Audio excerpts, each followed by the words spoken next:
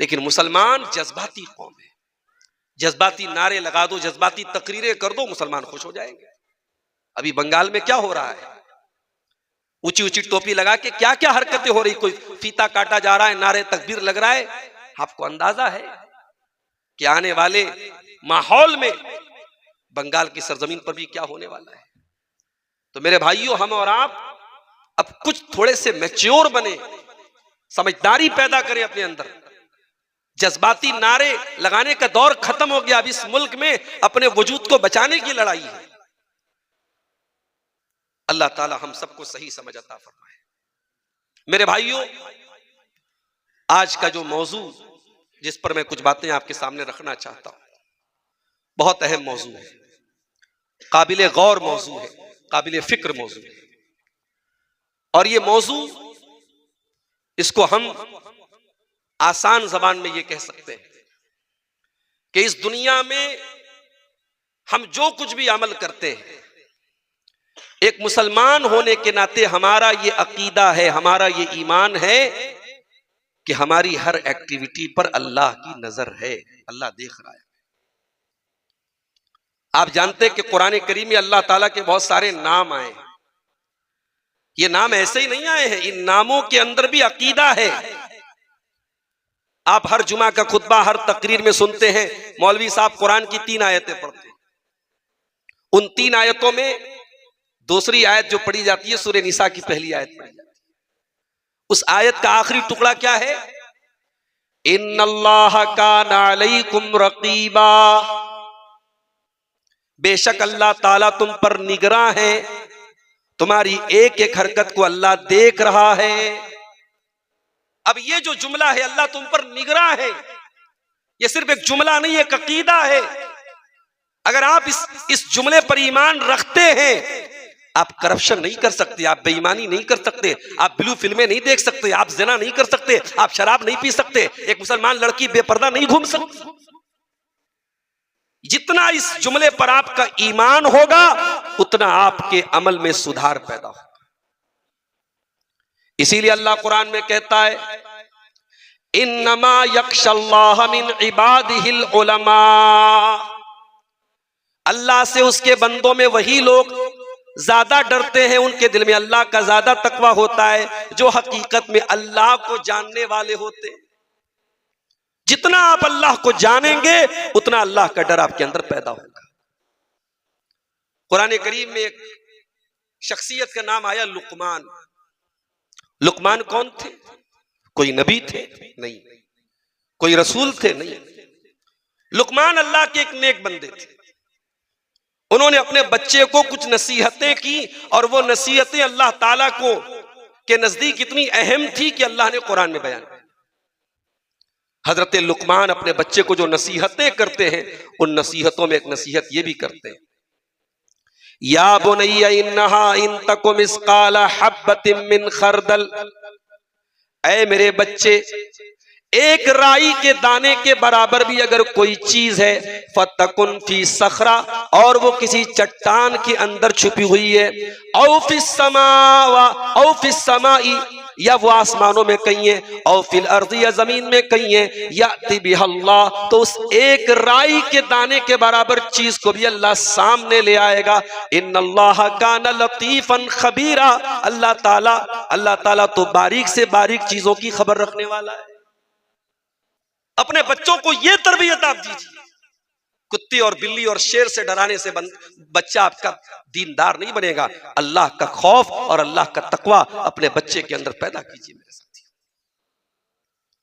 अल्लाह के नबी के पास एक सहाबी आए, कहा, अल्लाह के नबी, मेरे कुछ गुलाम हैं, वो मेरे साथ बदतमीजी करते हैं और मैं उनको सजा देता हूं, कभी मार भी देता हूं, कभी बुरा भला भी कह देता हूं।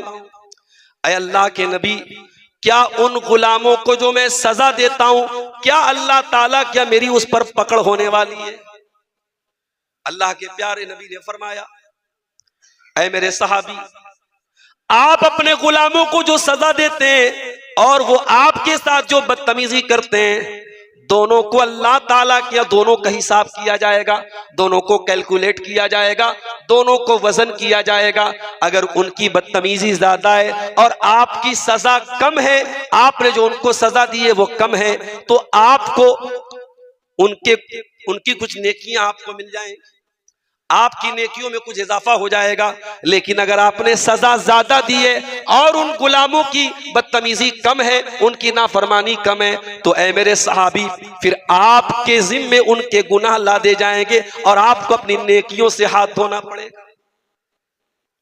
उसके बाद अल्लाह के नबी ने कुरान के 18वें पारे की आयत भी उस सहाबी के सामने पढ़ दी। वनदउल मवाज़ीनल क़िस्त लियौमिल क़ियामा, हम कयामत के दिन इंसाफ का तराजू रखेंगे। फला तुज़लमु नफ्सुन शैया, और कयामत के दिन किसी के साथ कोई जुल्म नहीं होगा, कोई अन्याय नहीं होगा, कोई ज्यादती नहीं होगी। व इन कान मिस्काल हब्बतिन मिन खरदलिन अतैना बिहा, एक राई के दाने के बराबर भी तुमने कोई नेक अमल किया होगा या तुमने कोई बुरा अमल किया होगा, अल्लाह के तराजू पर सामने आ जाएगा। व कफा बिना हासिबीन, और मेरे बंदो जब हम हिसाब लेंगे तो पूरा पूरा हिसाब लेंगे, हम हिसाब लेने के लिए काफी हो जाएंगे। नबी ने यह आयत पढ़ी, सहाबी एक कोने में जाके रोने लगे, दहाड़े मार मार के रोने लगे, आंसू बहाने लगे और कहा कि अल्लाह के नबी, अगर मामला इतना सख्त है और कयामत के दिन मेरी एक एक एक्टिविटी को तौला जाएगा, एक एक अमल को तौला जाएगा, ऐ अल्लाह के नबी, फिर मैं इतना बड़ा रिस्क नहीं ले सकता, इतना बड़ा खतरा मैं मोल नहीं ले सकता। इन्नी उश्हिदुका अला अन्नहुम महरार, ऐ अल्लाह के नबी, मैं आपको गवाह बना के कहता हूं, मैं अपने सारे गुलामों को आजाद करूं। ये होता है अल्लाह का डर। आज दुनिया में करप्शन क्यों है, दुनिया में भ्रष्टाचार क्यों है, क्यों इंसान अल्लाह की नाफरमानियां कर रहा है? क्योंकि उसे इस बात का डर नहीं है कि अल्लाह देख रहा है। बड़ी बड़ी दुकानों और बड़े बड़े शॉपिंग मॉलों में, रेलवे स्टेशनों पर, एयरपोर्ट पर आज कैमरे लगे हुए हैं। ये कैमरे इंसान के बनाए हुए कैमरे, ये कैमरे टूट भी सकते हैं, इन कैमरों को खराब भी किया जा सकता है। इन कैमरों में जो रिकॉर्डिंग हो रही है वो रिकॉर्डिंग बर्बाद भी हो सकती है, उनका एक टाइम होता है, 1 महीने के बाद वो फाइल डिलीट हो जाती है। मगर अल्लाह का कैमरा 24/7 ऑन है मेरे प्यारे साथी। व इन्ना अलैकुम लहाफिज़ीन किरामन कातिबीन, ऐ मेरे बंदो, हमने तुम्हारे आमाल को रिकॉर्ड करने के लिए फरिश्तों को मुतय्यन कर दिया है। यालमूना मा तफ़अलून, वो तुम्हारे एक एक अमल को रिकॉर्ड कर रहे हैं। और अमल तो करना बहुत दूर की बात है, मा यल्फिज़ु मिन क़ौलिन इल्ला लदैहि रक़ीबुन अतीद, तुम जो जबान से बोलते हो, तुम्हारी जबान से जो अल्फाज निकलते हैं, अच्छी बातें बोलते हो, बुरी बातें बोलते हो, हर बात रिकॉर्ड हो रही है, हर बात को रिकॉर्ड करने वाला रिकॉर्ड कर रहा है। तुम्हारे दिल में जो ख्याल चलता है, अभी तक कोई अल्ट्रासाउंड की मशीन ऐसी नहीं आई, कोई सोनोग्राफी और एक्सरे की मशीन ऐसी नहीं आई जो दिल के ख्यालात को पढ़ सके, जो दिल के ख्यालात को रीड कर सके। मेरे प्यारे साथियों, लेकिन अल्लाह का इल्म देखो, अल्लाह की कुदरत देखो, अल्लाह का पावर देखो। यालमु खाइनतल आयुनि वमा तुख्फिस सुदूर, अल्लाह तो तुम्हारी आंखों की चोरी को भी जानता है। तुम जलसे में गए, रास्ते पे चल रहे थे, तुम्हारी नजरें कहाँ थी, तुम्हारा निशाना कहाँ था, तुम कहां देख रहे थे और कहां देखने की एक्टिंग कर रहे थे, तुम्हारी आंखों की चोरियों को भी अल्लाह ताला जानता है। वमा तुख्फिस सुदूर, और तुम्हारे दिलों के अंदर क्या चल रहा है, तुम्हारे सीनों में क्या भेद है, अल्लाह तुम्हारे सीनों के छुपे हुए भेद को भी जानता है। आज हम दुनिया के कैमरे से डरते हैं, कहीं लोग रिकॉर्ड ना कर ले मेरी बुरी हरकत को। इंसान कहीं कैमरे के सामने बैठा रहता है तो सोच समझ के बैठा रहता है। अभी पटना से मुझे बनारस जाना था, वंदे भारत के नाम से एक ट्रेन आजकल चल रही है, अच्छी ट्रेन होती है, उसमें हर बोगी में कैमरा लगा है। इत्तेफाक से मैंने टिकट बनाया, टिकट कंफर्म नहीं था, अब मजबूरी में भी है, जाना भी था, उस दिन अर्जेंट था मुझे। टीटी से मैं मिला, मैंने कहा कि सर एक सीट दे दीजिए। अब टीटी ने कहा कि भाई टिकट तो नहीं है, सीट तो नहीं है। मैंने कहा सर जाना है, अर्जेंट है। तो टीटी ने कहा कि ठीक है, फला सीट में बैठो। अब टीटीओ का उसूल होता है, अगर आपको इस तरीके से इमरजेंसी में जाना हो तो या तो वो रसीद बना के देते हैं या कुछ पैसा लेके सफर करने देते हैं। अब वहां कैमरा लगा है, अब टीटी ये रिस्क तो नहीं ले सकता कि कैमरे के सामने मुझसे पैसा ले, तो वो दोनों बोगियों के बीच में जो जगह होती है वहां मुझको लेके जाके कह रहा है कि 500 रुपया दे दो, तुमको छोड़ देंगे। तो ये चल रहा है। कैमरे का डर एक सरकारी अफसर को भी इस बात से रोक रहा है कि वो किसी ऐसी तरीके का पैसा न ले सरकारी तौर पे जिसकी पकड़ हो।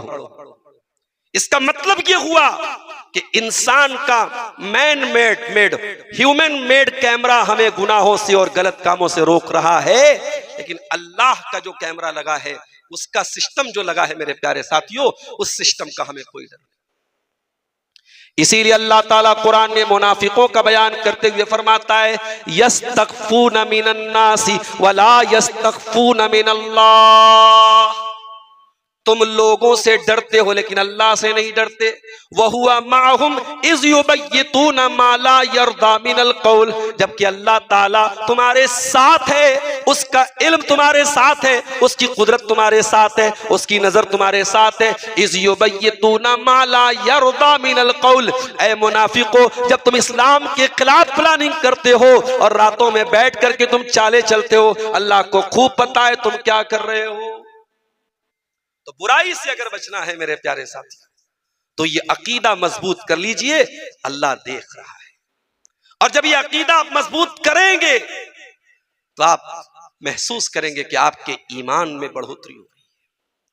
अल्लाह के प्यारे नबी फरमाते हैं, ज़ाक़ा तामल ईमानी मन रदिया बिल्लाहि रब्बा व बि मुहम्मदिन रसूला व बिल इस्लाम दीना। वो इंसान ईमान का मजा चख लेता है, उसको ईमान का स्वाद मिल जाता है, उसको ईमान का जायका मिल जाता है। जो अल्लाह को रब मान के राजी हो जाए, जो मोहम्मद रसूलुल्लाह सल्लल्लाहु अलैहि वसल्लम को रसूल मान के राजी हो जाए, जो इस्लाम को दीन मान के राजी हो जाए। अगर आप अल्लाह को रब मानते हैं तो अल्लाह को खबीर व बसीर भी मानते होंगे मेरे प्यारे साथी। अगर आप किसी से चुपके चुपके बातें कर रहे हैं, कोई खुफिया मीटिंग कर रहे हैं, कोई सीक्रेट बात कर रहे हैं, आपकी दुनिया के तमाम लोगों के लिए वो चीज सीक्रेट है, अल्लाह के लिए सीक्रेट नहीं है। मा यकूनु मिन नजवा सलासतिन इल्ला हुवा राबिउहुम वला खमसतिन इल्ला हुवा सादिसुहुम वला अदना मिन ज़ालिका वला अक्थरा इल्ला हुवा माहुम बैनमा कानू। ओ लोगो, तुम जो आपस में बैठ के सरगोशी करते हो, तुमको जो चुपके चुपके बातें करते हो, अगर 3 लोग बातें कर रहे हैं तो ये याद रखे कि चौथा अल्लाह है। अगर 5 लोग बातें कर रहे हैं तो ये याद रखे कि छठा अल्लाह है। 6 लोग बातें कर रहे हैं तो याद रखे 7वां अल्लाह है। अल्लाह हर हाल में तुम्हारे साथ है। अल्लाह की नजर हर टाइम हर लम्हे तुम्हारे ऊपर है। इसलिए जब आप ये अकीदा रखेंगे अल्लाह देख रहा है, आपके ईमान में मेरे प्यारे साथियों बढ़ोतरी हो।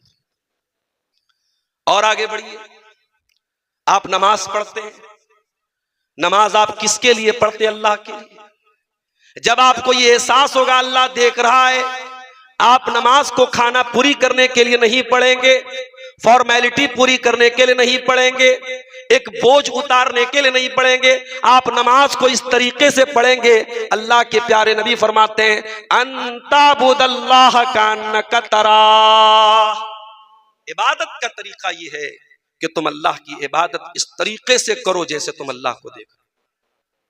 फ़इल्लम तकुन तराह, अगर तुम अल्लाह को नहीं देख रहे हो, फ़इन्नहु यराक, तो अल्लाह तुमको देख रहा है। आज है क्या हमारी नमाजों का ये हाल? हम तो नमाज भी ऐसे पढ़ते हैं जैसे कोई बोझ है जो उतार दिया। मैं जो सर बसजदा हुआ कभी तो जमीन से आने लगी ये सदा, तेरा दिल तो है सनम आशना, तुझे क्या मिलेगा नमाज में। हमारी नमाज का हाल तो ये है, हमारा दिल कहीं है, दिमाग कहीं। सहाबा नमाज पढ़ते थे, जहन्नम की बातें आती थी, रोने लगते थे। अल्लाह के अजाब का जिक्र आता था, रोने लगते थे। जन्नत का जिक्र आता था, खुश हो जाते थे। अल्लाह की तस्बीह का जिक्र आता था, तस्बीह पढ़ने लगते थे। एक हम नमाज पढ़ते हैं, ऐसा लगता है कोई बोझ है जो उतार रहे हैं मेरे प्यारे साथी। हजरत आयशा को देखो, वो चाश्त की नमाज पढ़ रही थी, चाश्त की नमाज पढ़ रही थी और सूरह तूर की तिलावत कर रही थी नमाज के अंदर। उनका भतीजा उनसे मिलने के लिए आया, कासिम बिन मोहम्मद, उनके भाई का बेटा उनसे मिलने के लिए आया। देखा फूफी जान नमाज पढ़ रही हैं और सूरह तूर की आयतें हजरत आयशा की जबान पे जा रही हैं। सूरह तूर में अल्लाह ने फरमाया, जब जन्नती जन्नत में जाएंगे और अल्लाह की नेमतों को देखेंगे तो अल्लाह का शुक्रिया अदा करते हुए फर्क कहेंगे, फमन्नल्लाहु अलैना व वकाना अज़ाबस समूम। ऐ अल्लाह तेरा एहसान है हम पर, तेरा करम है हम पर कि तूने हमको जहन्नम की हवाओं से बचा लिया, तूने हमको जहन्नम की आग से बचा लिया। कासिम बिन मोहम्मद कहते हैं, मैंने देखा कि मेरी फूफी जान इसी आयत को पढ़ रही हैं, दोहरा रही हैं, पढ़ रही हैं, दोहरा रही हैं। कहते मैं वहां से चला गया, मैं मार्केट चला गया, बाजार चला गया और बहुत देर के बाद सौदा सलफ लेने के बाद मैं आया हूं, क्या देखता हूं मेरी फूफी जान उसी हालत में खड़ी है और उसी आयत को बार बार दोहराती चली जा रही है, रोती चली जा रही है, फमन्नल्लाहु अलैना व वकाना अज़ाबस समूम। ऐ अल्लाह तेरा करम हो गया हम पर, तूने जहन्नम की आग से हमको बचा लिया। यानी हजरत आयशा इस आयत को पढ़ के ये महसूस कर रही थी और अल्लाह से ये दुआएं कर रही थी, अल्लाह उन खुश नसीबों में तू हमको भी शामिल फरमा दे। ये होती है नमाज। ये नमाज कब आप पढ़ेंगे? जब आपके दिल में ये एहसास होगा कि अल्लाह हमको देख रहा है। और आगे बढ़िए, ये जो एहसास है कि अल्लाह देख रहा है, ये एहसास अगर दिल में पैदा हो गया तो दिखावा नहीं कर सकता है यार। वो नमाज पढ़ेगा तो अल्लाह के लिए पढ़ेगा, वो दान सदका खैरात करेगा अल्लाह के लिए करेगा। आपके इलाके में मदरसों में चंदा दिया जाता है, हमारे यहां भी मदरसे बनते हैं, हमारे यहां भी मस्जिदें बनती हैं। हमारे यहाँ ये तरीका नहीं जो आपके यहाँ है। हमारे यहाँ इस तरीके को नापसंद समझते हैं। हमारा लाउड स्पीकर लगा करके चंदा होता है, अहले हदीसों का नहीं होता, दूसरे लोगों का होता है। हमारे यहाँ लोग घर घर जाते हैं, भाई अल्लाह का घर बन रहा है, मस्जिद बन रही है, मदरसे में ताउन की जरूरत है, 1000, 10,000, 1 लाख जिसको जो देना है वो देता है। यहाँ तो नहीं साहब, मैं देखता हूँ बंगाली जो हमारे उलमा होते हैं बेचारे, वो हाथ पकड़ पकड़ के कोई 1000 रुपया दे रहा है तो वो दबाव डाल करके 10,000 करवा लेते हैं। कहीं कहीं हमसे भी लोग कहते हैं अब्दुल गफ्फार साहब आप ये काम कर दिए। मैंने कहा भैया हमको ये हुनर नहीं आता, हर काम हर आदमी से थोड़ी हो सकता है। लोगों की जेब से पैसा निकालना, चंदा निकलवाना ये भी हुनर है। लेकिन आप गौर कीजिए, मैं आपके बनाए हुए इस सिस्टम को गलत नहीं कह रहा हूं, लेकिन मैं ये बताना चाहता हूं कि नियतों को टटोलिए मेरे प्यारे साथी। आप मदरसे में दान दे रहे हैं, आप मस्जिद में चंदा दे रहे हैं, मेरी प्यारी माओ बहनों आप अपनी कानों की बालियां उतार के दे रही हैं, नाक की नथनी उतार के दे रही। नीयत क्या है आप? अगर नीयत ये है कि अल्लाह राजी हो जाए, अल्लाह इसका बेहतरीन बदला दे, तब तो ठीक है। और अगर आपकी नीयत ये है कि पूरे गांव के, पूरे बटरहा के लोगों को मालूम हो जाए, पूरे सिकटिया के लोग जान जाए, पूरे डुमरिया के लोग जान जाए मैं कितना बड़ा दानी हूं, मैं कितना बड़ा हातिम ताई का बाप हूं, अगर ये आपका मकसद है तो आपकी नेकी आपके मुंह पर मार दी जाएगी। कुरान की बड़ी छोटी सी सूरत है, हम में से अक्सर लोगों को याद होगी, सूरह माऊन। उसमें अल्लाह फरमाता है फवैलुल लिल मुसल्लीन अल्लज़ीना हुम अन सलातिहिम साहून। बर्बादी हो, जहन्नम हो, वैल हो उन नमाजियों के लिए जो नमाज तो पढ़ते हैं लेकिन नमाज से गाफिल होते हैं। अल्लज़ीना हुम युराऊन, जो दिखावे के लिए नमाज पढ़ते हैं। वयमनऊनल माऊन, और अल्लाह की राह में छोटी छोटी चीजें भी देना पसंद नहीं करते हैं। दिखावे की नमाज मुंह पर मार दी जाएगी। जुमा का दिन, कल जुमा की नमाज आपने पढ़ी होगी। जुमा के दिन जब आप फजर की नमाज मस्जिद में पढ़ने जाते हैं, इमाम साहब सूरे दहर की तिलावत करते हैं दूसरी रकात में। सूरे दहर में ये आयतें भी आप सुनते होंगे। अल्लाह के नेक बंदे गरीबों को खाना खिलाते हैं। वयुतइमून अत्तआम अला हुब्बिही मिस्कीनन व यतीमन व असीरा। अल्लाह के नेक बंदे गरीबों को खाना खिलाते हैं, यतीमों को खाना खिलाते हैं, कैदियों को खाना खिलाते हैं। और जब खाना खिलाते हैं तो ये इंतजार नहीं करते ये हमारा शुक्रिया अदा करके जाएगा, दुआएं दे के जाएगा, ये हमें थैंक यू बोलेगा, ये हमें जज़ाकल्लाह खैर बोलेगा। कहते इन्ना ला नुरीदु मिनकुम जज़ा अवला शुकूरा। हम तुम्हें अल्लाह के लिए खाना खिला रहे, हमें तुमसे कोई बदला नहीं चाहिए, हमें तुमसे कोई शुक्रिया नहीं चाहिए। इन्ना नखाफु मिर रब्बिना यौमन अबूसन कमतरीरा, हमें तो कयामत के दिन का डर है, हमें तो अल्लाह के अजाब का डर है। हम अल्लाह के अजाब के डर की वजह से और अल्लाह को राजी करने के लिए तुमको ये खाना खिला रहे।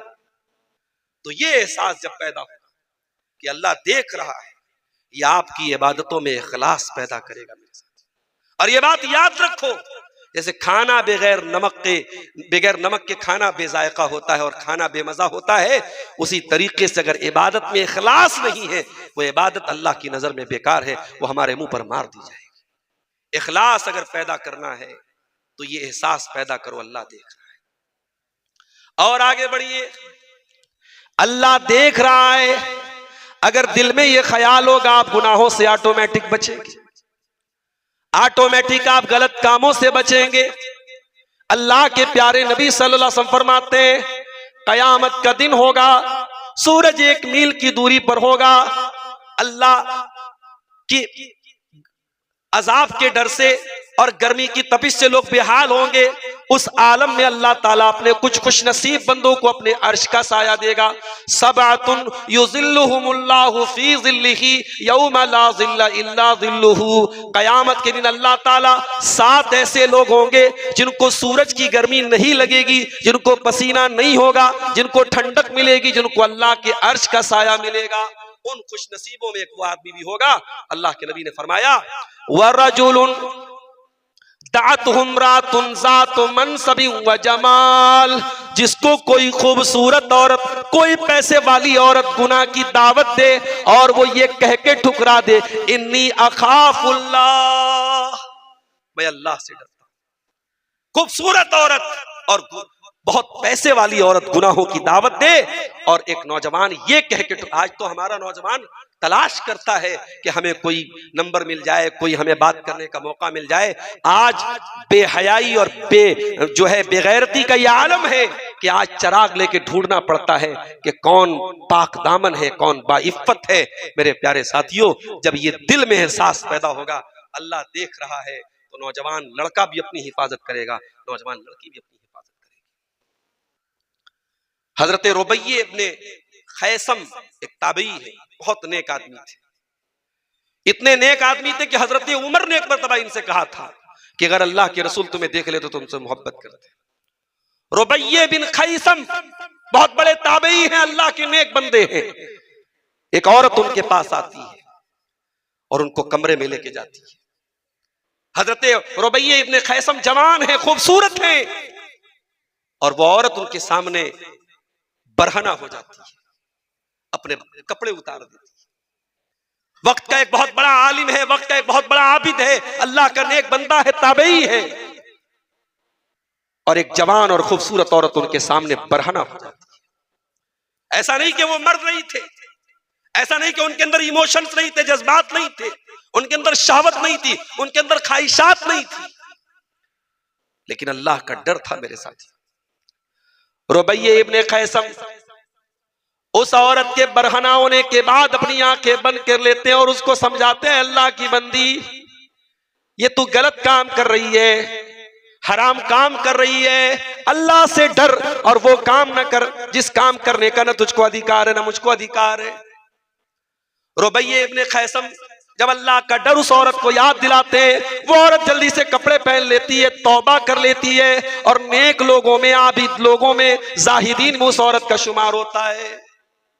और इससे भी बेहतरीन मिसाल करीम इब्ने करीम और नबी इब्ने नबी हजरत यूसुफ अलैहिस्सलाम की मिसाल है। यूसुफ अलैहिस्सलाम जिस औरत के घर में रहते हैं, वो औरत उनकी मालकन है, हजरत यूसुफ उसके कंट्रोल में रहते हैं। वो औरत घर के सारे दरवाजे बंद कर देती है और बार बार यूसुफ को अपने पास बुलाती है। हजरत यूसुफ जवान भी है, खूबसूरत भी है, ताकतवर भी है, औरत भी जवान है, अकेला घर है, बंद कमरा है, औरत खुद दरवाजे बंद कर रही है और यूसुफ को बुला रही है, गिड़गिड़ा रही है, बार बार अपने जाल में फंसाने की दावत दे रही है। सिचुएशन आप देखो मेरे साथी। आज हमारा नौजवान कहता है कि बहुत मुश्किल है गुनाहों से बचना, यकीनन मुश्किल है, लेकिन जितने भी मुश्किल हालात आ जाएं, अगर ये डर हो कि अल्लाह देख रहा है तो आप जरूर अपने दामन को गुनाहों से बचा लें। वरावदतुल्लती हुवा फी बैतिहा, यूसुफ जिस औरत के घर में रहते थे उसी औरत ने उनको फुसलाने की कोशिश की। वह गल्लकतिल अबवाब, और उसने घर के सारे दरवाजे अच्छी तरीके से बंद कर दिए। वह कालत हैत लक, और उसने कहा कि ए यूसुफ मेरे पास आ जाओ, मुझसे गले लग जाओ, मेरी बाहों में आ जाओ। काला माअज़ल्लाह, हजरत यूसुफ कहते हैं अल्लाह की पनाह, अल्लाह की पनाह। ऐ अजीज मिस्र की बीवी, ऐ मेरी मालकन, मैं ये गलत काम नहीं कर सकता, मैं जिना नहीं कर सकता, मैं बदकारी नहीं कर सकता, मैं अपने मालिक के साथ गद्दारी नहीं कर सकता। इन्नहु रब्बी अहसन मसवाया, मेरे रब ने इस घर में मुझको ठिकाना दिया, इस घर में मुझको इज्जत दी, और अपने मालिक की बीवी के साथ मैं इतना गलत काम करूं, इतना बड़ा जुल्म मैं नहीं कर सकता। ये डर आपको गुनाहों से बचाएगा मेरे प्यारे साथी। सही बुखारी की रिवायत अपने सामने रखी, जो 3 लोग गार में फंस गए थे और उन तीनों ने अपने अपने नेक अमल का वसीला लगा के अल्लाह से दुआ की थी। कुछ लोग बोलते हैं कि अहले हदीस वसीला को नहीं मानते, अहले हदीस यकीनन वसीला को मानते हैं, जायज वसीला को मानते हैं। आप अपने नेक अमल का वसीला लगा के अल्लाह से दुआ करें, बहुत अच्छी बात है। आप अल्लाह के नामों का वसीला लगा के, अल्लाह की सिफात का वसीला लगा के दुआ करें, बहुत अच्छी बात है। आपको अल्लाह से रोजी मांगना हो, आप अल्लाह से दुआ करें, अल्लाह तू राज़िक है, रज़्ज़ाक है, रोजी देने वाला है, मुझको भी रोजी दे दे, बहुत अच्छी बात है, अल्लाह दुआ कबूल करेगा। रमजान में आप शब कद्र में क्या दुआ पढ़ते हैं? अल्लाहुम्मा इन्नका अफ़ुव्वुन तुहिब्बुल अफ़्व फ़अफ़ु अन्ना, ऐ अल्लाह तू माफ करने वाला है, माफी को पसंद करता है, अल्लाह मुझको भी माफ कर दे। आपने अल्लाह की सिफत अफ़्व का वसीला लगाया, आपने अल्लाह की एक सिफत का वसीला लगाया, अल्लाह के नामों और अल्लाह की सिफात का वसीला लगाया जा सकता है। इसी तरीके से अपने इलाके के किसी अल्लाह के नेक बंदे से जो जिंदा हो, उनके पास जाके उनसे दुआ कराना, ये भी जायज है, ये भी एक तरीके का वसीला है। किसी जिंदा इंसान की दुआ के जरिए वसीला, ये भी जायज है। हाँ, किसी के इंतकाल के बाद, उसके कब्र में चले जाने के बाद हम कब्र पे जाके कहें कि ऐ फला साहब आप मेरे लिए दुआ करें, ये चीज न नबी से साबित है न सहाबा से साबित है, हम इस वसीला के खिलाफ है। वो 3 लोग जो गार में फंस गए थे, उन तीनों ने अपने अपने नेक अमल का वसीला लगाया था और अल्लाह ने उनकी मुसीबत को दूर किया था। उसमें से एक ने कहा था, ऐ अल्लाह मेरी एक चचा की लड़की थी, मेरी चचा की बेटी थी, कुन्तु उहिब्बुहा, और मैं उससे बहुत मोहब्बत करता था। आजकल मोहब्बत भी हमारे नौजवानों का बड़ा पसंदीदा टॉपिक है, मोहब्बत बड़ा पसंदीदा उन्वान है। आज हर लड़का हर लड़की मोहब्बत के माया जाल में फंसा हुआ है। बड़ा आसान है किसी को मोहब्बत का पैगाम दे देना व्हाट्सएप और फेसबुक के ऊपर, लेकिन आजकल की मोहब्बत लिखो फेंको कलम की तरह है। कलम की रोशनाई खत्म, नया कलम आ गया, नया महबूब आ गया। अब तो वो मोहब्बत है कि सुबह का महबूब अलग है, शाम का महबूब अलग। अब कपड़ों की तरह महबूब बदलते हैं, इधर ब्रेकअप हुआ उधर पैचअप हुआ। ये मोहब्बत नहीं है। आओ मैं तुमको बताऊं मोहब्बत क्या होती है। मोहब्बत वो होती है जो अल्लाह पैदा करता है। जो व्हाट्सएप के जरिए मोहब्बत पैदा हो, जो फेसबुक के जरिए मोहब्बत पैदा हो, जो हराम तरीके से मोहब्बत पैदा हो, वो मोहब्बत नहीं है। मोहब्बत वो है जो अल्लाह पैदा, और अल्लाह कौन सी मोहब्बत पैदा करता है? वमिन आयातिही अन खलक लकुम मिन अनफुसिकुम अज़वाजन लितस्कुनु इलैहा। अल्लाह की एक निशानी ये भी है, उसने तुम्हारी बीवियों को बनाया ताकि तुम उनसे सुकून हासिल करो। वजअल बैनकुम मवद्दतन व रहमा, और अल्लाह ने मियाँ बीवी के बीच में मोहब्बत पैदा कर दी। कभी गौर करना, माँ बाप जिंदगी पर औलाद को पालते हैं। बेटा जवान हुआ, बेटी जवान हुई, शादी कर दी गई, माँ बाप ने शादी कर दी। और आपके इस इलाके में मुझे किसी ने बताया, बड़ी तादाद में लोग जयपुर में जाके काम करते हैं, सिलाई का काम करते हैं, कुछ लोग जो है कुछ और काम करते हैं, कोई गुजरात में पेंट का काम करता है। अच्छी बात, बहुत अच्छी बात है। आपके यहाँ अगर एक काम का एक रिवाज है और लोग एक काम कर रहे, बहुत अच्छी बात है। मगर मैं एक बात कहना चाहूंगा, सीमांचल का ये इलाका अल्लाह का फजलो करम है। अब कोई ये नहीं कह सकता है कि बहुत पिछड़ा इलाका है। पूर्णिया में एयरपोर्ट भी शुरू हो गया, माशाअल्लाह पूरा रोड 4 लेन रोड बन गया। आपके इलाके में आना, कनेक्टिविटी बहुत आसान हो, रोजी रोटी के जराए बहुत हो गए। अब अगर आप अपने बच्चों को तालीम से दूर रखते हैं तो आप गोया कि अपने बच्चों को कत्ल कर रहे हैं। अगर ये इलाका आज भी पहचाना जाए बैकवर्डनेस से और पिछड़ेपन से, और आपके बच्चे तालीम से दूर रहे, और मुझे किसी ने बताया कि पूरे इलाके में गिनती के लोग आपको मिलेंगे जिन्होंने तालीम मुकम्मल की।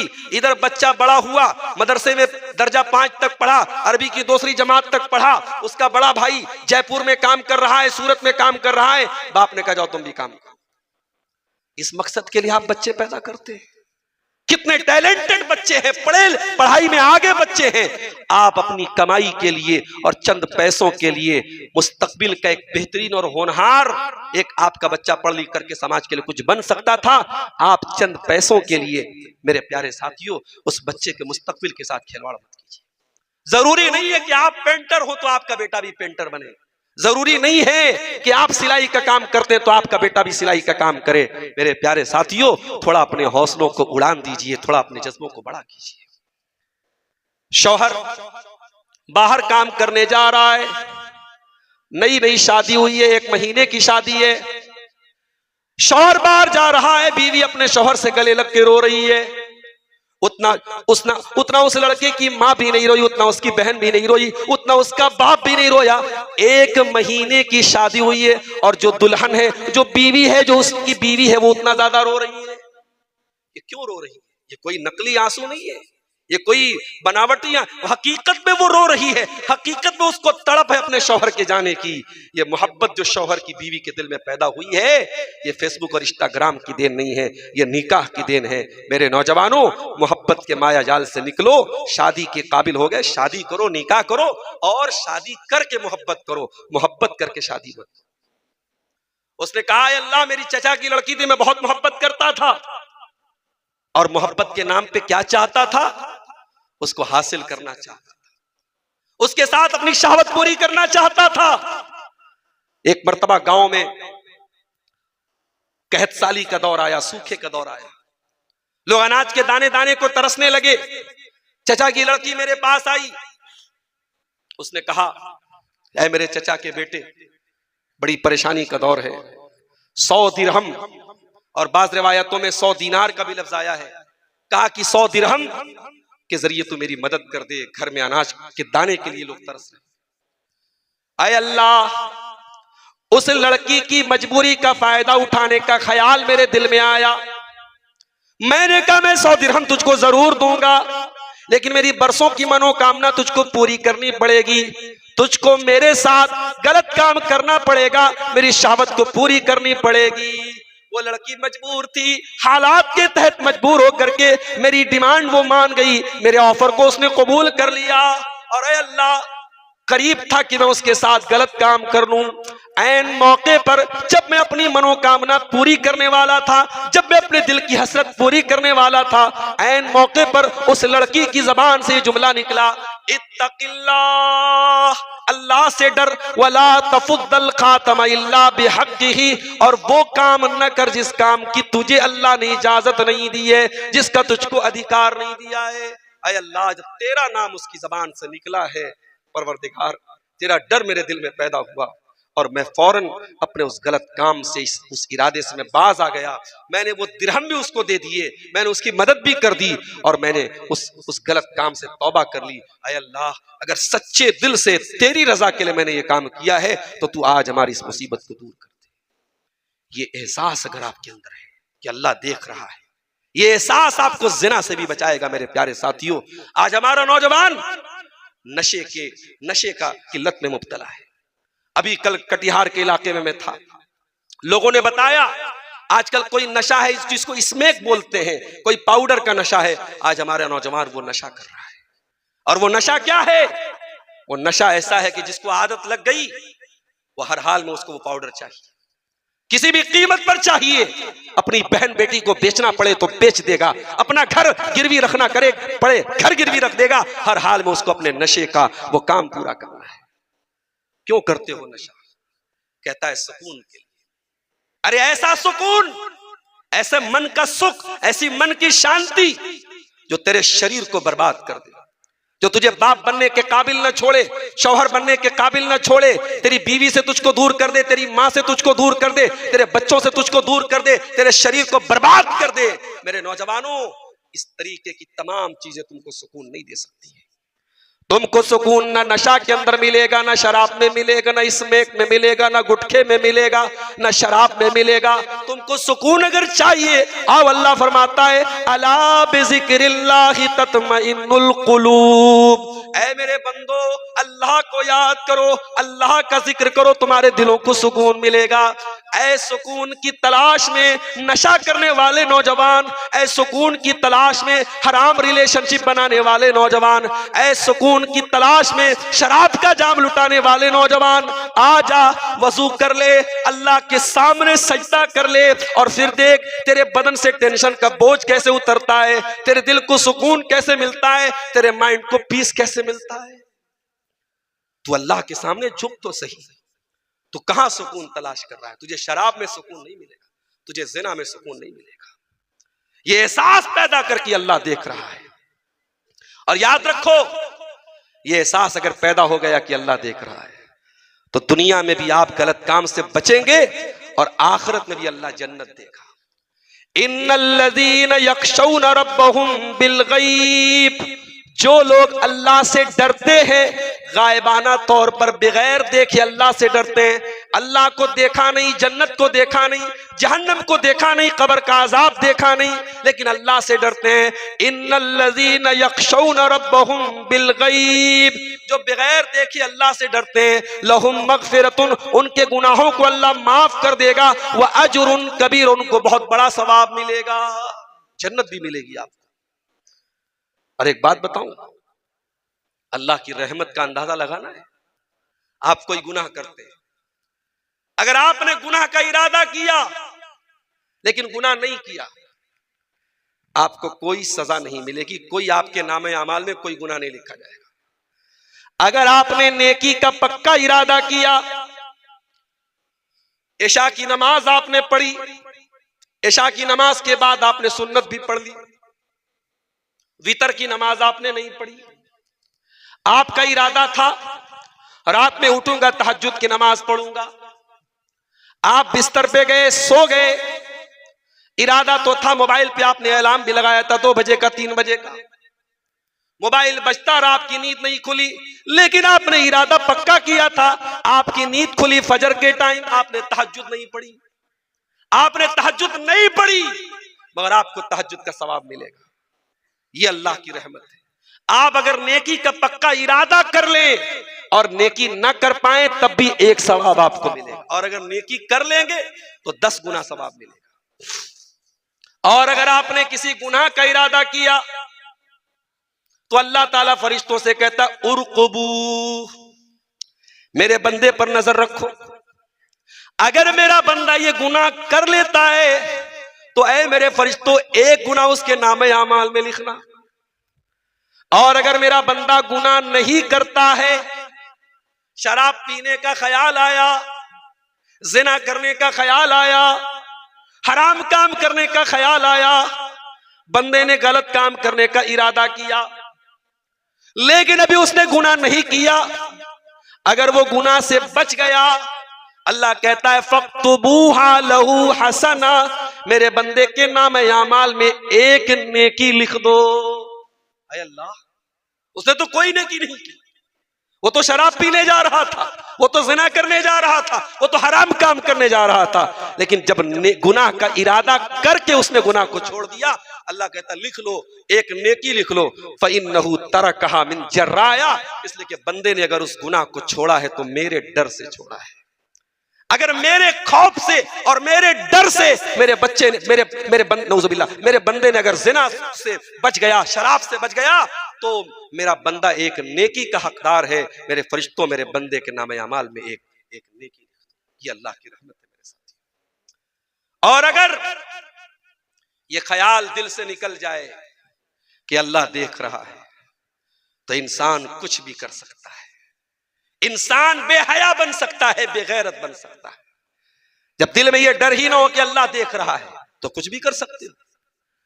इसीलिए अल्लाह के प्यारे नबी फरमाते कुल्लु उम्मती मुआफन इल्लल मुजाहिरीन, मेरी उम्मत में सबके गुनाहों को माफ कर दिया जाएगा, लेकिन उनके गुनाह माफ नहीं होंगे जो खुल्लम खुल्ला गुनाह करते हैं।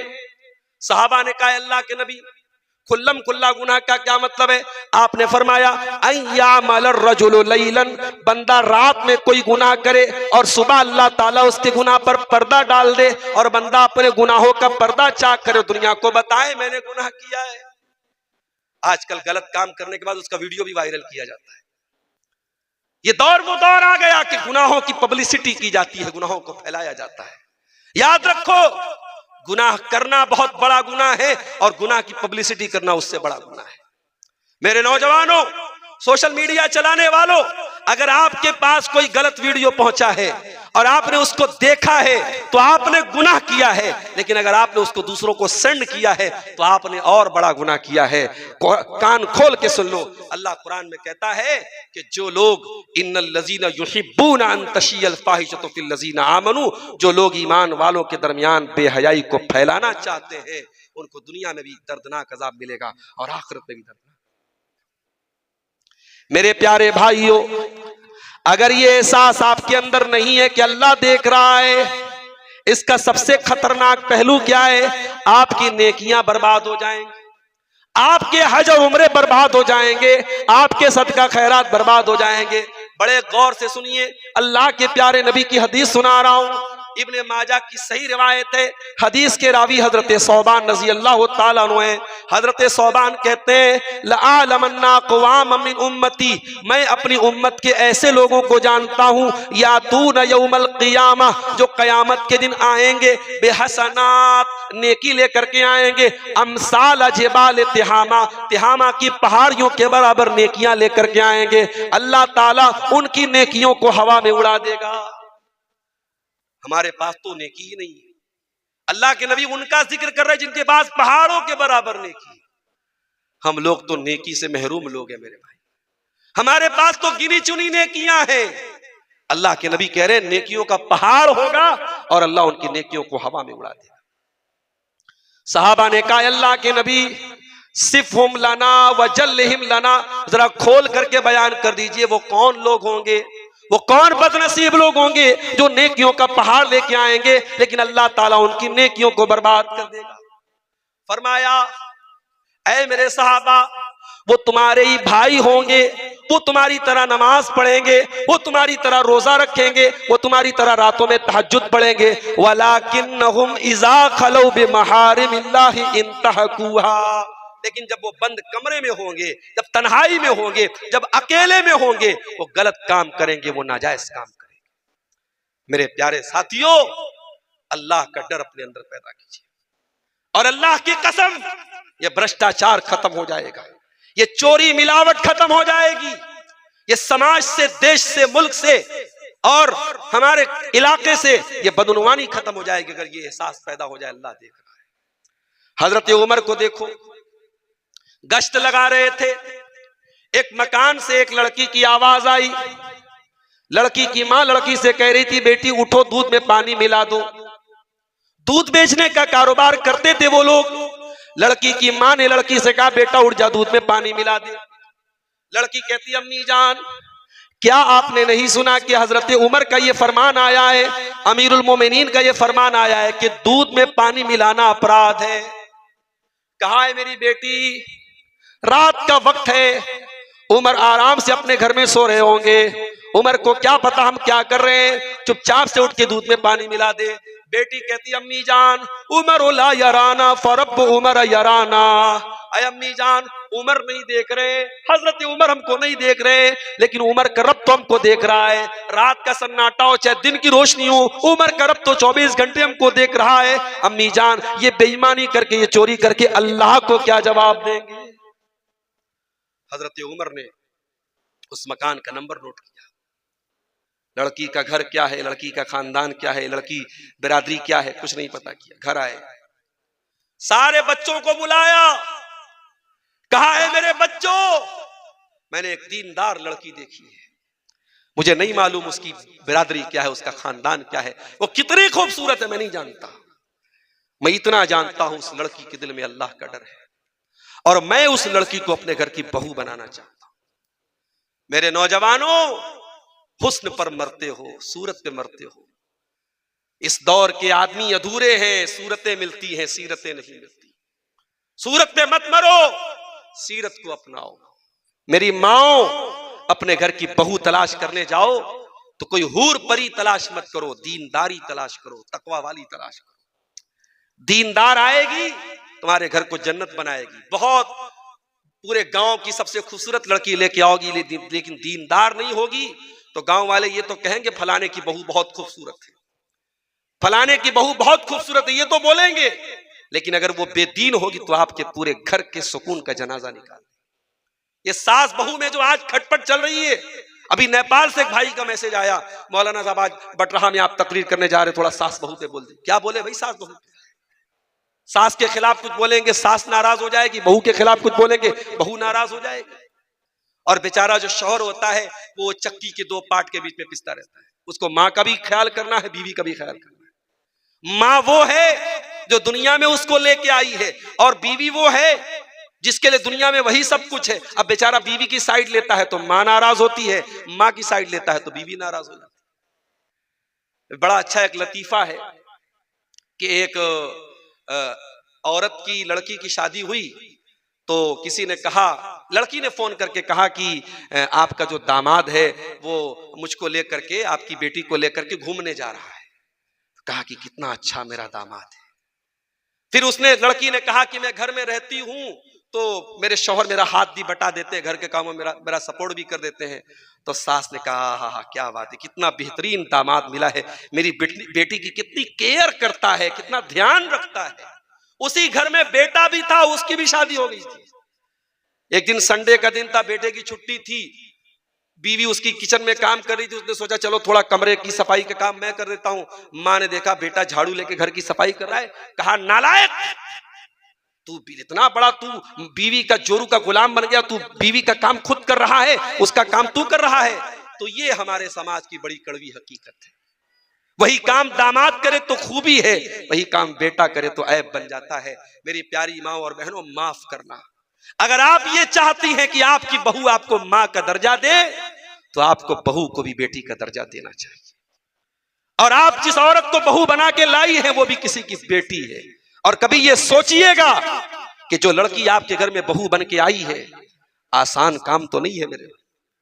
मैं सीमांचल में आता हूं, कभी कभी 2-2 दिन तक यहाँ ठहर जाता हूं, बड़ा अच्छा लगता है, बड़ा सुकून। बनारस में सुकून नहीं है, वहां इधर खटखट, इधर पटपट, इधर गाड़ी के चलने की आवाज। यहाँ सुकून है भाई, आराम से, कोई शोर शराबा नहीं, शांति है। लेकिन आप कहें कि अब्दुल गफ्फार साहब आप आइए अररिया में बस जाइए, तो मेरे लिए तो बड़ा मुश्किल हो जाएगा। एक लड़की शादी करके आती है अपना परिवार छोड़ के, आसान काम नहीं होता है मेरे भाई। माहौल अलग होता है, घर अलग होता है, रिश्ते नए होते हैं। उस परिवार में वो आकर के इतना एडजस्ट कर लेती है कि उसी परिवार की एक सदस्य बन जाती है। उस औरत की कुर्बानियों पर यूं पानी न फेरो मेरी प्यारी माँ और बहन। उस बहू की भी कुछ कुर्बानियां। मुझे अफसोस के साथ कहना पड़ता है कि आज दुनिया की हर सास को शिकायत है कि उसकी बहू जो है वो उसके दिल की मुराद पूरी नहीं कर रही, उसके मन के मुताबिक नहीं है। मगर मैं उस सास से यही कहूंगा कि तू भी तो कभी बहू थी, क्योंकि सास भी कभी बहू थी। सास ये चाहती है कि जब मैं बहू थी और मेरी सास ने जितना मुझको दबा के रखा है, मैं डबल दबा के अपनी बहू को रखूं। मेरी प्यारी माँ और बहनों, प्यार बांटो, प्यार बांटो। अपनी बेटियों से प्यार करती हो तो अपनी बहू से भी प्यार करो। बात कहां से कहां निकल गई। मैं अर्ज ये कर रहा था कि आज अगर ये जो सोच है कि अल्लाह देख रहा है, अगर ये सोच पैदा हो जाए तो बड़े बड़े गुनाहों से हम बच सकते हैं। हजरत उमर ने उस लड़की के बारे में आके अपने बेटों से कहा कि वो लड़की कौन है, कितनी खूबसूरत है, मैं नहीं जानता, लेकिन मैं ये जानता हूं वो लड़की अल्लाह से डरने वाली है। मेरे बच्चों, कोई तुम्हें से निकाह करेगा। हजरत उमर के कई बेटे थे, उनके एक बेटे जिनका नाम आसिम था, आसिम ने कहा अब्बाजान मैं उस लड़की से शादी करूंगा। हजरत उमर ने अपने लड़के की शादी उस लड़की से कर दी, उस लड़की को बहू बनाया। दीनदार लड़की थी, अल्लाह से डरने वाली लड़की थी। नतीजा क्या निकला? उसी लड़की की नस्ल से आने वाली औलाद में से हजरत उमर बिन अब्दुल अजीज रहमतुल्लाह अलैह पैदा हुए, जो अपने दौर के बहुत नेक इंसान, बहुत अल्लाह वाले और बहुत मुनसिफ इंसान थे। तो आप अगर आम का पेड़ लगाएंगे तभी आम काटेंगे, बबूल का पेड़ लगा के आप आम नहीं काट सकते मेरे प्यारे साथियों। अगर ये दिल में एहसास होगा कि अल्लाह देख रहा है तो आपके समाज से ये गंदगियां दूर हो सकती। और आगे बढ़िए, अब्दुल्लाह इब्न उमर का वो वाकया याद कीजिए। मैं एक दो बातें और बयान करके बात खत्म करूंगा। मैंने कहा था जलसे वालों से 11 बजे मुझे टाइम दे दीजिए, लेकिन टाइम मिला है 12:15 बजे और मुझे पटना भी पहुंचना है, सुबह ट्रेन भी पकड़नी है, कोहरे का भी टाइम है, कहीं ज्यादा देर करे तो कहीं जाने में दिक्कत ना हो जाए, वो भी मसला है। सुनिए, एक दो वाकया और सुना के बात खत्म करता हूं। हजरत अब्दुल्लाह इब्न उमर जा रहे रास्ते में से एक चरवाहा वहां से गुजरा। हजरत अब्दुल्लाह इब्न उमर को भूख लगी थी, प्यास लगी थी। चरवाहे से कहा, भाई तेरे पास इतनी सारी बकरियां हैं, एक बकरी का दूध दे दे, मुझको थोड़ा सा पैसा दे दूंगा, तू दूध दे दे। चरवाहे ने कहा, माफ कीजिएगा, ये बकरियां मेरी नहीं है, मेरे मालिक की है। मेरी ड्यूटी सिर्फ बकरी चराने की मिली है, मुझे इस बात की इजाजत नहीं है कि मैं बकरी का दूध आपको दे सकूं। हजरत अब्दुल्लाह इब्न उमर को बहुत हैरत हुई कि ये बकरी का चरवाहा, इसके अंदर इतनी समझदारी कैसे पैदा हो गई कि ये बकरी का दूध देने के लिए मुझको तैयार नहीं है। कहा, क्या है मेरे भाई, मैं तुमको एक ऑफर करता हूं, एक काम करो, तुम एक बकरी मुझको बेच दो, मैं कीमत दे देता हूं, मालिक पूछे तो बता देना कि भेड़िया आया था, बकरी को लेके चला गया, मालिक चुपचाप हो जाएगा, तुम्हें पैसा मिल जाएगा, मुझको बकरी मिल जाएगी। चरवाहे ने कहा, बहुत अच्छा ऑफर कर रहे हैं आप, बहुत अच्छा ऑफर आपने पेश किया है, मालिक भी खुश, आप भी खुश, मैं भी खुश, बस एक सवाल का जवाब दे दीजिए, फ़अैन अल्लाह, एक बात का जवाब दे दीजिए। कल कयामत के दिन अल्लाह ताला पूछेगा कि तूने अपने मालिक के साथ गद्दारी क्यों की, तूने मालिक के साथ झूठ क्यों बोला, तूने मालिक के माल में खयानत क्यों की, मैं अल्लाह को क्या जवाब दूंगा, बस यही सवाल का जवाब मुझको दे दीजिए। हजरत अब्दुल्लाह इब्न उमर रोने लगे। कहा कि तेरा मालिक कौन है? उसके मालिक का पता लगाया, मदीना आए, उसकी कीमत पूछी और कीमत देके उसको आजाद कराया और कहा कि कलेमतुल आतकत का ये जो तूने बात बोली थी कि अल्लाह कहाँ है, अल्लाह को क्या जवाब दूंगा, इस एक जुमले ने आज तुझको गुलामी से बचाया है और कल जब कयामत के दिन तू अल्लाह के पास जाएगा तो तेरा यही जुमला तुझको जहन्नम की आग से भी बचाएगा। अब एक आखिरी वाकया सुना करके मेरे प्यारे साथियों मैं बात खत्म करता हूं। हजरत उमर का ही ये वाकया है। एक मर्तबा हजरत उमर रात में गश्त करने के लिए निकले। गश्त करने के लिए निकले तो एक औरत की आवाज उन्होंने सुनी। औरत शौहर से दूर थी, अकेली थी और औरत अपने शौहर को याद कर रही थी और याद करते हुए उसने अरबी की शायरी पढ़ी और शायरी में उसने अपने दर्द का इजहार किया और कहा, ततावला हाज़ल लैलु वस्वद्दा जानिबुहु, ये रात बड़ी लंबी होती चली जा रही है, ये रात बड़ी काली होती चली जा रही है।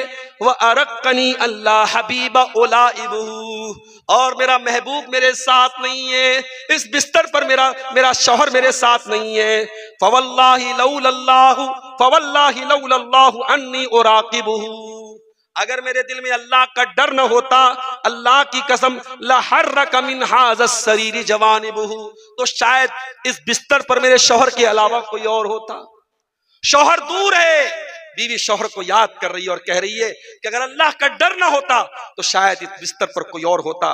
उसके बाद कहती है, मखाफतो रब्बी वल हयाउ यसुद्दुनी, मेरे रब का डर मुझको रोक रहा है, मेरी हया मुझको रोक रही है। व इकराम बि अलिय्यिन अन तुनाल मरातिबुहु, और अल्लाह का जो डर है, अल्लाह का जो एहतराम है वो मुझको रोक रहा है कि अगर मुझको जन्नत में जाना है, अल्लाह के पास जाना है तो मुझे इस गुनाह से बचना पड़ेगा।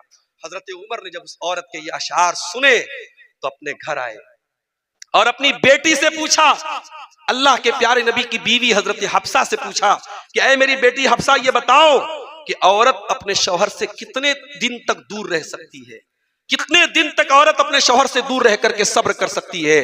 तो हजरत हफ्सा ने अपने एक्सपीरियंस से, अपने तजर्बे से बताया कि 6 महीने तक एक औरत अपने शौहर से दूर रह सकती है। हजरत उमर ने कहा ला अहबिसुल जैश अक्सर मिन हाजा, अब मैं ये ऑर्डर दे रहा हूं कि जितने मुसलमान मुजाहिदीन फौज में हैं 6 महीने से ज्यादा वो ड्यूटी पर नहीं रहेंगे। 6 महीना पूरा होगा वो घर आ जाएंगे, ताकि ये सिचुएशन फिर पैदा ना हो। मेरे प्यारे साथियों, एक शौहर से दूर रह करके बीवी अगर गुनाहों से बच रही है तो यही डर, अल्लाह का यही डर उसको गुनाहों से बचाता है। एक चोरी और भ्रष्टाचार के दौर में एक इंसान अगर चोरी और करप्शन से अपने आप को बचा सकता है, इसी एहसास के जरिए बचा सकता है कि अल्लाह देख रहा है। मेरे प्यारे साथियों, ये एहसास हम सब अपने अंदर पैदा करें। हम अल्लाह से दुआ करते हैं रब्बुल आलमीन हमारे दिलों में ये जज्बा और ये डर पैदा फरमा दे, अल्लाह देख रहा है। रब्बुल आलमीन हमारी नेकियों में इखलास पैदा फरमा दे, हमें दिखावे और रियाकारी से अल्लाह हम सब की हिफाजत फरमाए। अल्लाह हर किस्म के गुनाहों से हमारे नौजवानों की हिफाजत फरमाए, हमारी माओ बहनों की हिफाजत फरमाए। अल्लाह हराम किस्म के मोहब्बत और रिलेशनशिप से हमारे नौजवानों की हिफाजत फरमाए। जो शादी के काबिल हैं अल्लाह उनकी शादी के मामले को आसान करे, उनके वालिदैन को, उनके गार्जियन को जल्द से जल्द उनकी शादी करने की तौफीक अता फरमाए। जो बेरोजगार हैं अल्लाह उनको हलाल रोजी अता फरमाए, जो बीमार हैं अल्लाह उनको शिफा अता फरमाए। आमीन। रब्बना तक़ब्बल मिन्ना इन्नका अंतस समीउल अलीम व तुब अलैना इन्नका अंतत तव्वाबुर रहीम व सल्लल्लाहु तआला अला नबीना मुहम्मद व अला आलिहि व सहबिहि अजमईन। वस्सलामु अलैकुम व रहमतुल्लाहि व बरकातुहू।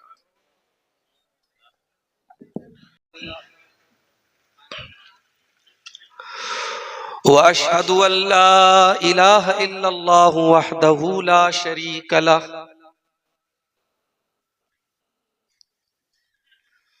वअशहदु अन्ना मुहम्मदन अब्दुहु व रसूलुहु।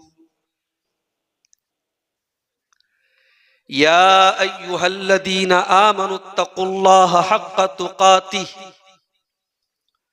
वला तमूतुन्न इल्ला व अंतुम मुस्लिमून। या अय्युहन्नासुत्तकू रब्बकुमुल्लज़ी खलक़कुम मिन नफ्सिन वाहिदा व खलक़ मिन्हा ज़ौजहा व बत्त मिन्हुमा रिजालन कसीरन व निसाअ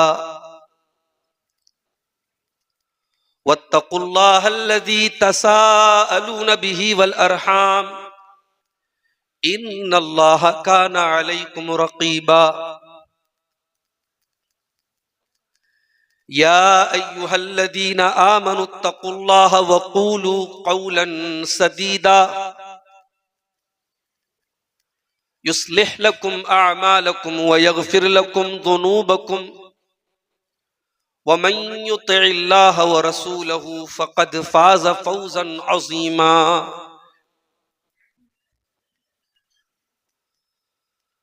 अम्मा बअदु फ़इन्न ख़ैरल हदीथ किताबुल्लाह व ख़ैरल हदी हदी मुहम्मदिन सल्लल्लाहु अलैहि वसल्लम व शर्रल उमूरि मुहदसातुहा व कुल्ल मुहदसतिन बिदअह व कुल्ल बिदअतिन ज़लालह व कुल्ल ज़लालतिन फिन्नार। अऊज़ु बिल्लाहि मिनश शैतानिर रजीम। बिस्मिल्लाहिर रहमानिर रहीम। इन्नल्लज़ीना यख़शौना रब्बहुम बिलग़ैबि लहुम मग़फ़िरतुन व अज्रुन कबीर।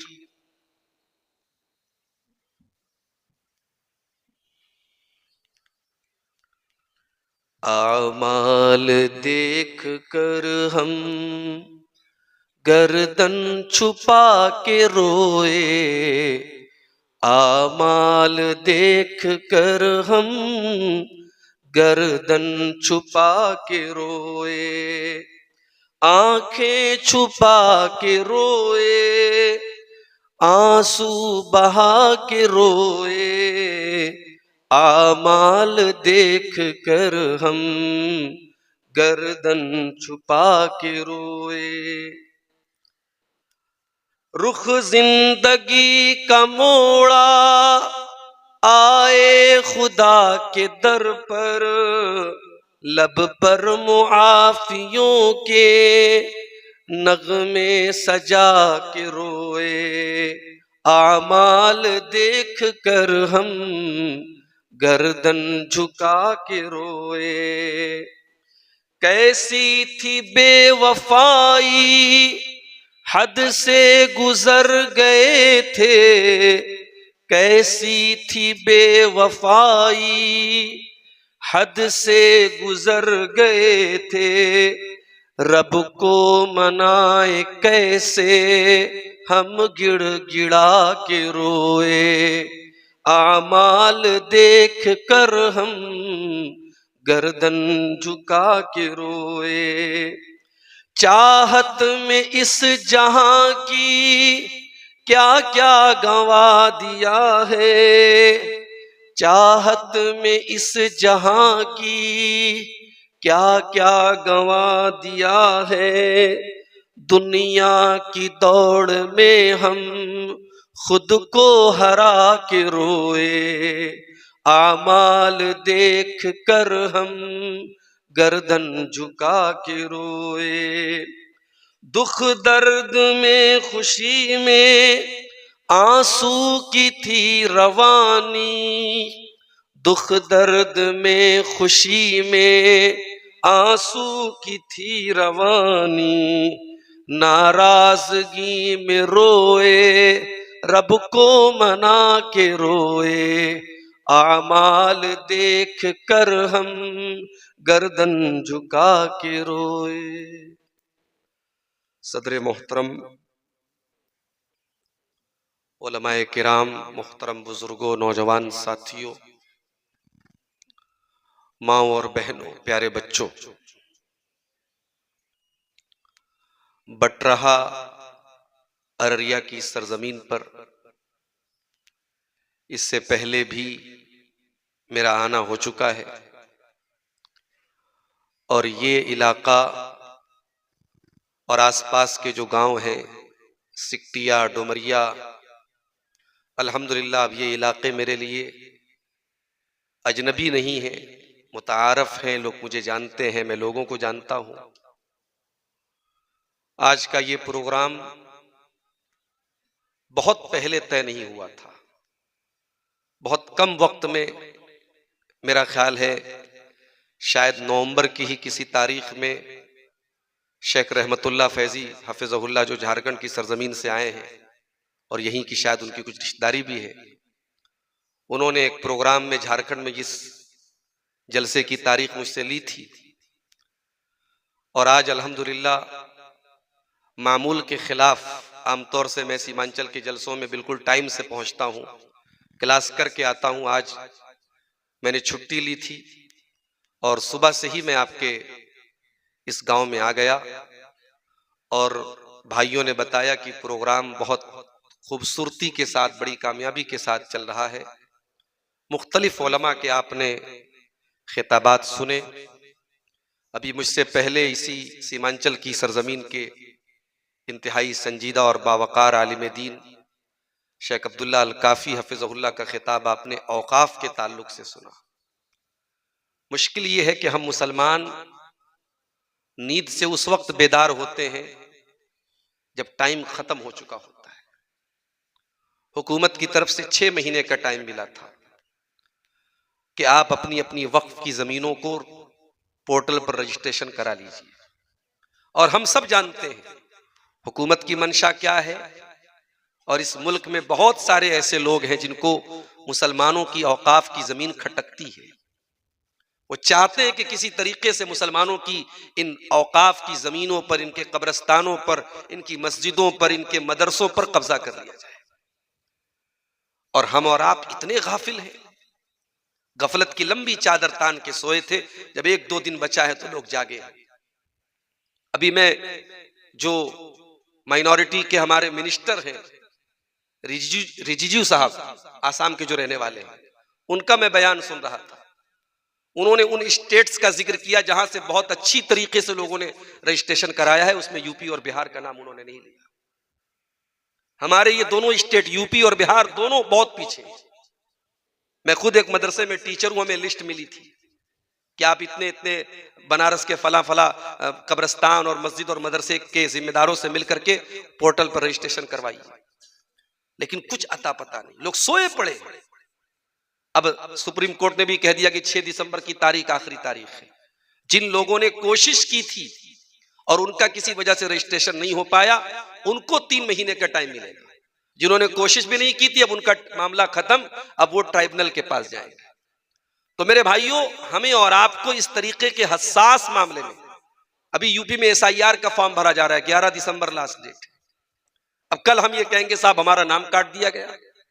जो एक प्रोसीजर है, जो एक तरीका है और एक गाइडलाइन मिली है कि आपको ये चीजें जमा करनी है, आप उसको कीजिए। उसके बाद अगर आपके साथ नाइंसाफी होती तो फिर आप खड़े होइए।